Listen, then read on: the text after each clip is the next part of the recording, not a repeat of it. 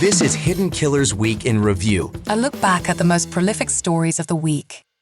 This is the Hidden Killers podcast with Tony Brueski. Featuring author, psychologist, and daily contributor, Siobhan Scott. We've been talking a lot about P. Diddy, Puff Daddy, Sean Combs, whatever his name is that he officially likes to go by today.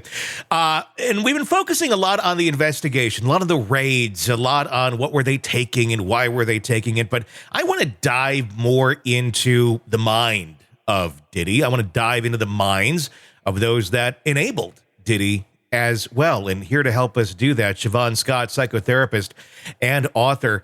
It's a fascinating case with a lot of horrible actions that have been, he's been accused of. Of course, innocent until proven guilty. He's not been arrested as of the time of this recording, and he's denied all the allegations against him.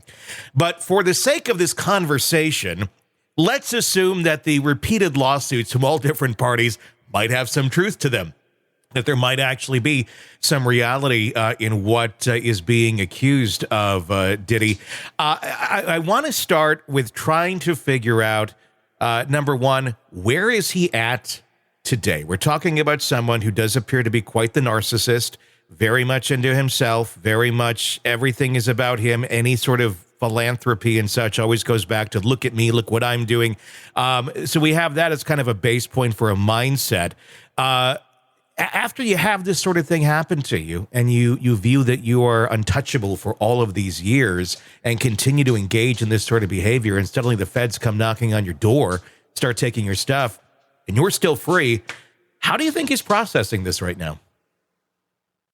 He's used to being very grandiose, as you said. So in all likelihood, reality is still not hitting him, so there's probably a lot of strategizing going on. Where can he throw money?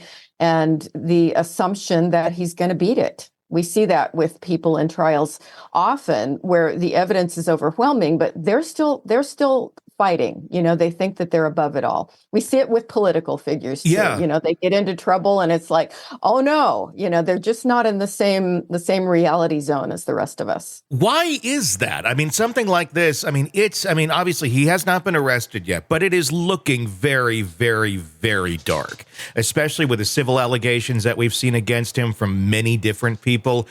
It's a dark world that he had been involved in, allegedly. How do you not see that? Is it a matter of like almost self-conditioning to think you're above this for so many years, and because you have gotten away with things for so long? Yeah, getting away with things at a low level leads to for a person like this, who's basically a sex offender, getting away with things at an increasingly higher level. And then this belief that I'm untouchable. And so I think he's really convinced himself of that story and is probably still telling that to himself in his head. Is this something where an individual like him will continue to tell himself that he's somehow in the right? I mean, almost like Alec Murdaugh, for example. Very much. Where he sits there and just keeps going, I didn't do this. All the evidence shows that you did do this. Once he does get arrested, and I'm just going to say once he does, because that's probably inevitable at this point.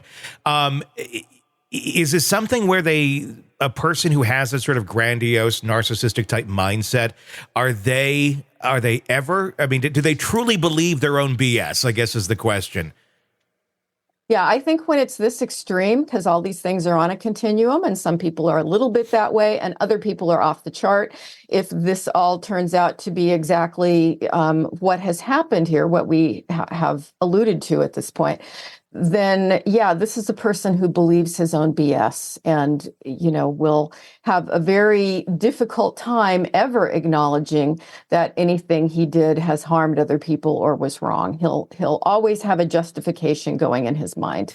Is that also part of what the motor is that drove him or drives him to the success that he has had, because of a lack of understanding other people or empathy for anyone else or care for anyone else, that he could just kind of go down roads that other people would be like, no, this is a bit too much. But if you keep plowing through it and nobody's stopping you, you can make some ground. And we see that a lot with a lot of high profile and powerful people. Yes. Very successful people are often a bit narcissistic, and sometimes they're exceedingly narcissistic, which is really, really scary. Why is that? Why does that work so well for them? And how does that then translate into power? I think because they believe their own BS, they can convince other people. And so many other people are a bit malleable and always looking for someone to follow and looking for someone to, what we do with celebrities in this culture. We elevate them and we kind of adore them. And I think for all of us, it's nice to take a step back and really do some evaluating on why do we give so much attention and power to maybe people who aren't really doing the right thing in the world? And I think it's something on all of us, again, as part of our culture. Why do we reward narcissism the way we do? I mean, it is. It's almost celebrated, especially in ways like this, where, oh, look, there he is. He's, more money, more problems. He's got the cash. I mean, the songs were all about it, and being this grandiose figure.